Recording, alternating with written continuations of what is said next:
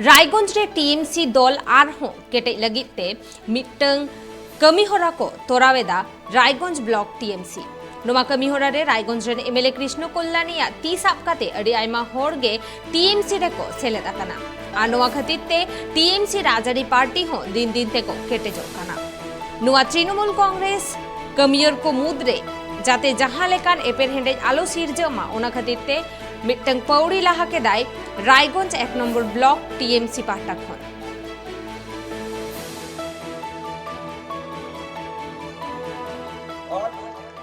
हिंदी नववर्ष ताई এই নববর্ষের সবাইকে আন্তরিক প্রীতি ও শুভেচ্ছা জানাচ্ছি। আমাদের জীবনে সকলের জীবনে অনেক সমস্যা আছে। ছাত্রদের সমস্যা আছে।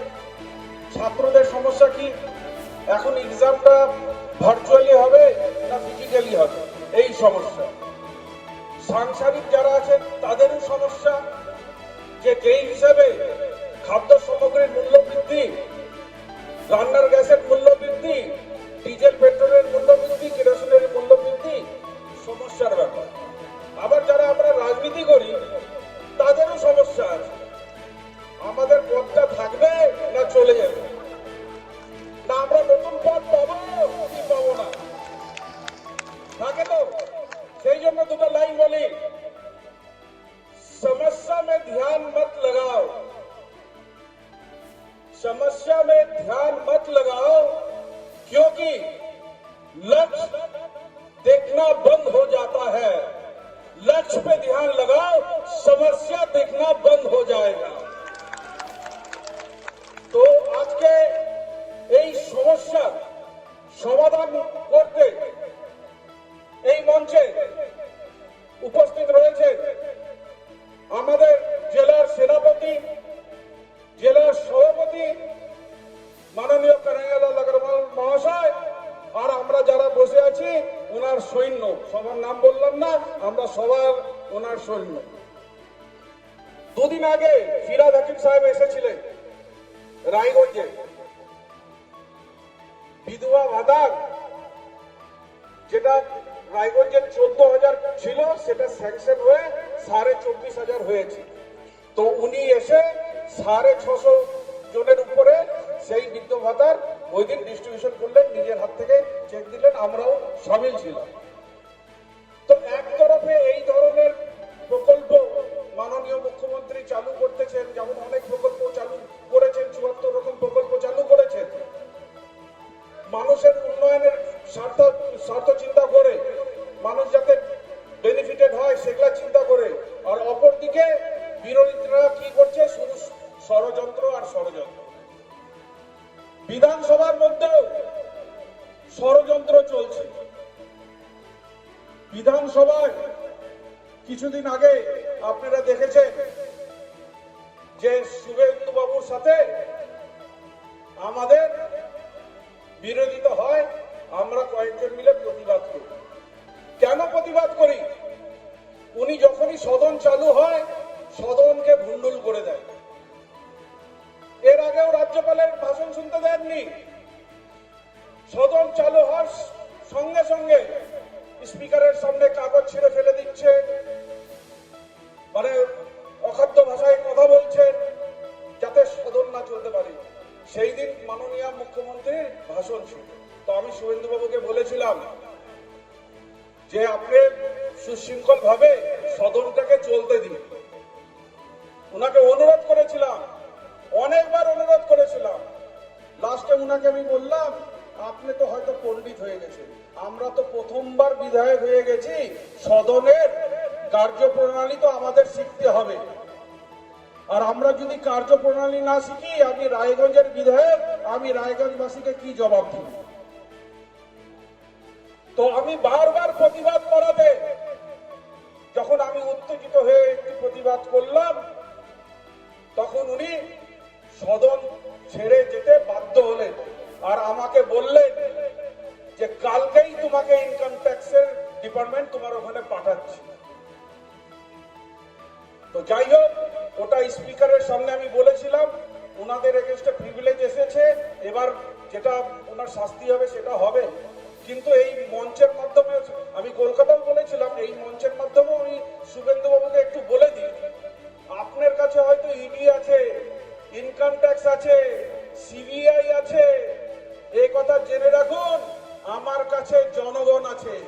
আর জনগণের সেন্টিমেন্ট ইমোশন নিয়ে যদি খেলবেন তার পরিণতি ভালো হবে না।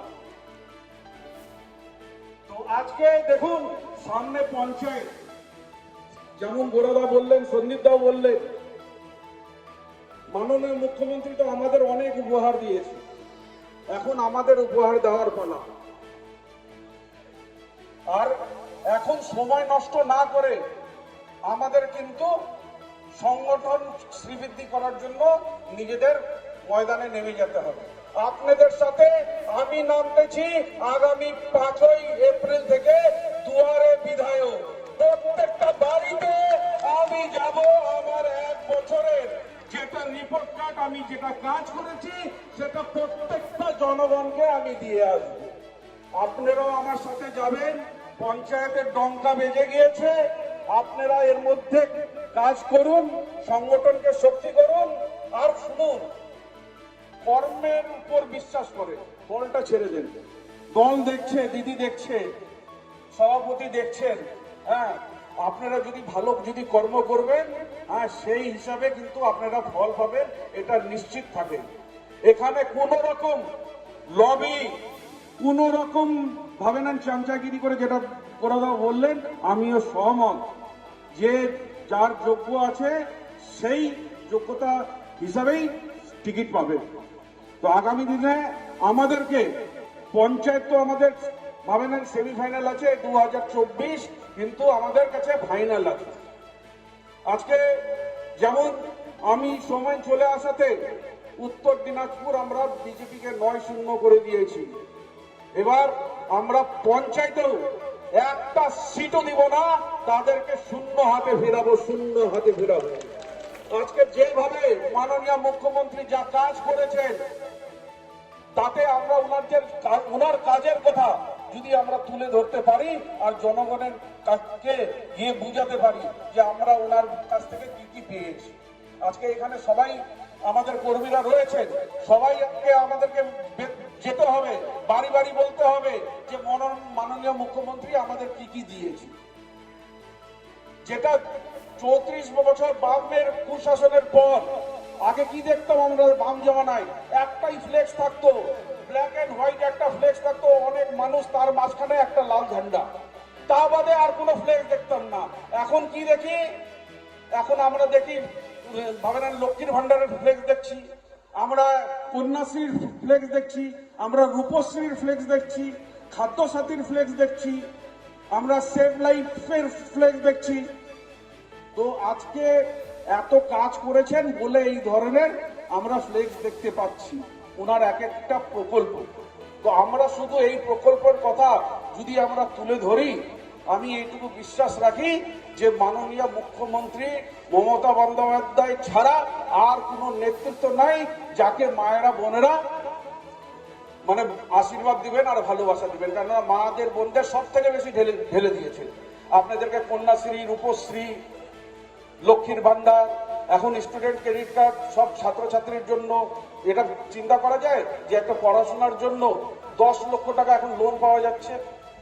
মধ্যবিত্ত পরিবারের পক্ষে একটু অসম্ভব হয়ে যেত যে বাইরের ছেলে মেয়েদেরকে কোথায় পড়াশোনা করাবে, কিন্তু এখন সেই 10 লক্ষ সহজ হিসাবে একটা লোন পেয়ে যাচ্ছেন। ছেলেরা সেই লোন নিয়ে উচ্চশিক্ষিত হয়ে ভাবেন কেউ ইঞ্জিনিয়ার হবে, কেউ ডাক্তার হবে। এইভাবেই একটা সমাজ, ভালো সমাজতন্ত্রের গঠন হবে।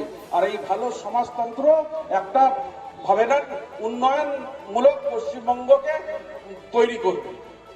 তো আজকে যিনি মুখ্যমন্ত্রী আমাদের জন্য এত কাজ করেছেন, ওনার জন্য 2 লাইন বলে আমার বক্তব্যকে অল্প বিরাম দিব। 2 লাইন ওনার জন্য, মাননীয় মুখ্যমন্ত্রীর জন্য। उमर इन्हें थका नहीं सकता, ठोकर इन्हें गिरा नहीं सकता। उमर इन्हें हरा नहीं सकता, ठोकर इन्हें गिरा नहीं सकता। इनमें जीतने की जज्बा है, इनको कोई भी परिस्थिति हरा नहीं सकता। তো মমতা ব্যানার্জিকে কেউ হারাতে পারবে না। আমরা সৈনিক আছি, এখন আমাদের কাজ করে পঞ্চায়েত আমাদেরকে দখল করতে হবে, পঞ্চায়েত সমিতি আমাদের দখল করতে হবে, জেলা পরিষদ আমাদের দখল করতে হবে, সব শেষে রায়গঞ্জের পার্লামেন্ট কনস্টিটিউশন আমাদের দখল করতে হবে। আপনারা সবাই ভালো থাকবেন, সুস্থ থাকবেন। অনেক অনেক ধন্যবাদ। মা মাটি মানুষ জিন্দাবাদ, মমতা বন্দ্যোপাধ্যায় জিন্দাবাদ, অভিষেক বন্দ্যোপাধ্যায় জিন্দাবাদ, কানাইলাল আগরওয়াল জিন্দাবাদ।